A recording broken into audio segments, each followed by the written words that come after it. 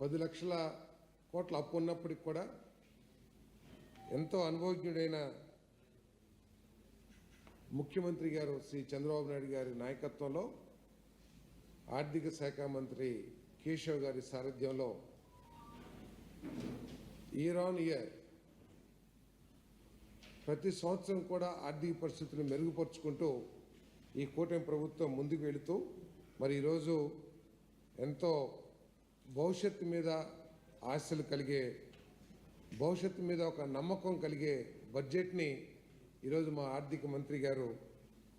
ప్రవేశపెట్టారని చెప్పేసి మనం చేస్తాం. 3,32 లక్షల అవుట్లేతో. మరి గత ప్రభుత్వం ఉన్నప్పుడు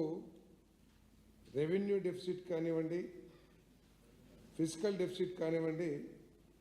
3.32, 4.41 ఉంటే ఇప్పుడు ప్రవేశపెట్టిన బడ్జెట్ అంచనాల ప్రకారం రెవెన్యూ డెఫిసిట్ కేవలం 1.11కి తగ్గించడం